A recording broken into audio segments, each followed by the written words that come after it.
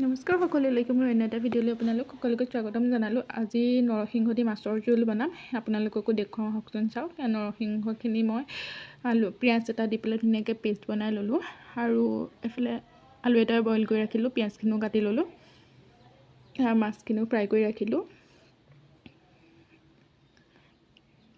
পিঁয়াজখিনি অলপ ভাজি লৈছোঁ কেৰাহীখন গৰম হোৱাত তেল দি।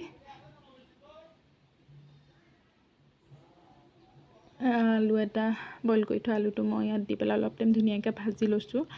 সেনেকৈ ভাজি ল'লে সোৱাদটো অকণ বেছি ভাল আহে।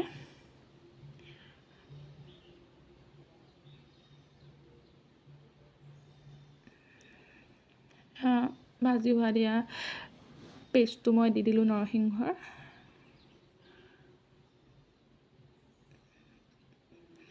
5 মিনিটমানৰ পিছত এইখিনি আছোঁ আৰু উতল আহোঁতেই মই মাছ পিচ দি দিলোঁ।